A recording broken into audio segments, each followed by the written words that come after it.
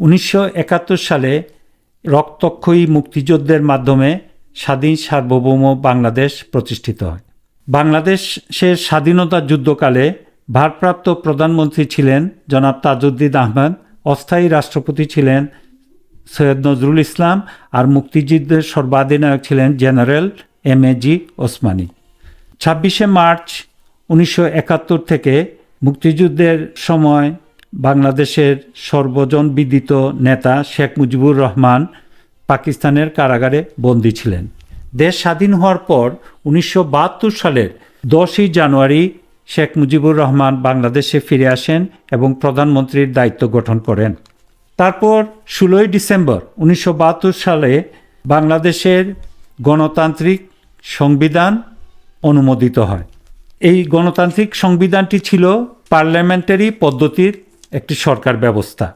বাংলাদেশ স্বাধীন হওয়ার পর 1973 সালে জাসদের নেতৃত্বে বাংলাদেশে সরকার বিরোধী আন্দোলন শুরু হয় এবং কোনো কোনো ক্ষেত্রে এই আন্দোলন সশস্ত্র আন্দোলনের রূপ গ্রহণ করে। জাসদের এই আন্দোলন দমন করার জন্য তদানীন্তন সরকার জাতীয় রক্ষী বাহিনী গঠন করেন, যার সদস্য সংখ্যা ছিল 30,000।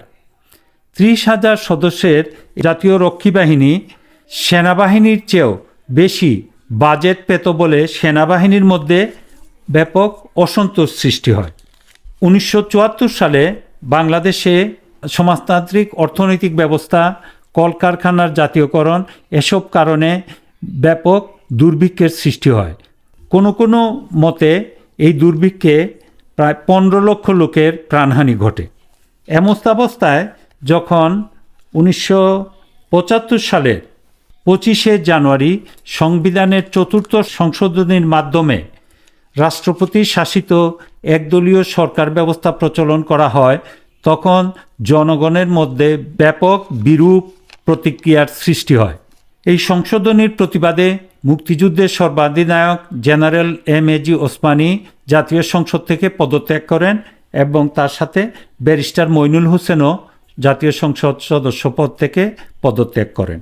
24শে ফেব্রুয়ারি 1975 সালে বাংলাদেশ কৃষক শ্রমিক আওয়ামী লীগ বা বাকশাল প্রতিষ্ঠিত হয়।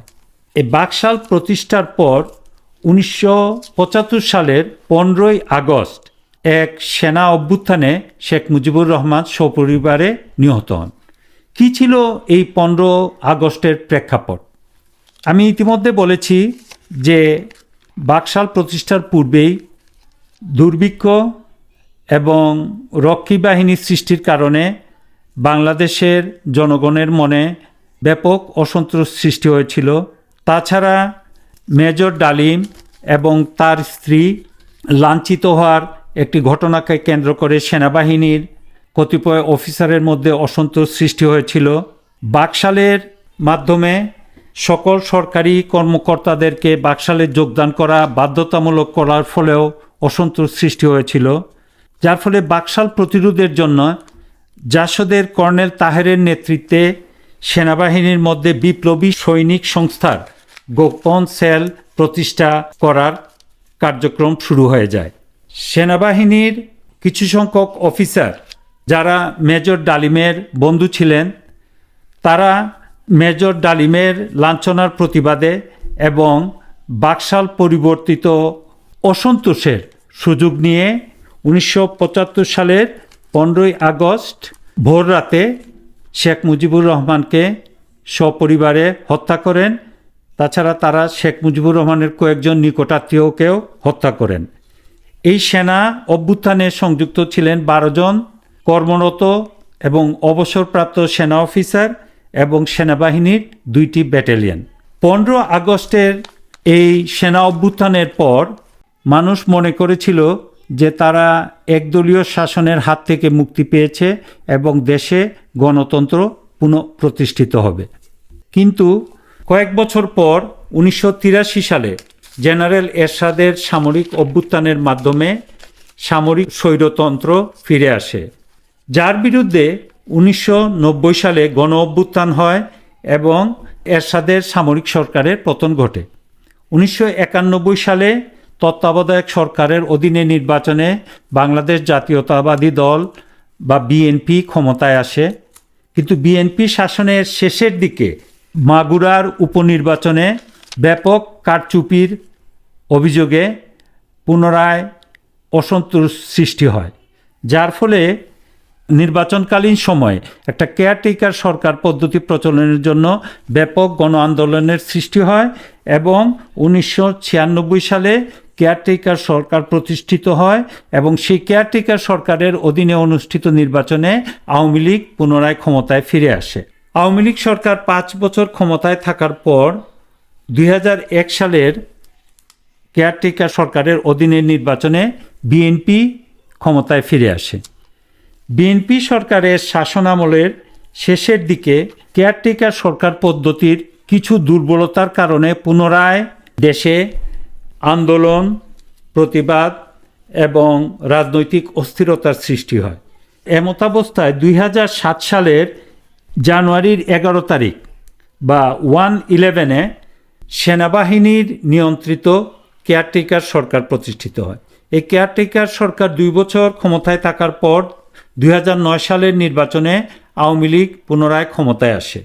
ক্ষমতায় আসার পর 2011 সালে পঞ্চদশ সংশোধনীর মাধ্যমে আওয়ামী লীগ সরকার সংবিধান থেকে কেয়ারটেকার সরকার পদ্ধতি বাতিল করে দেয়।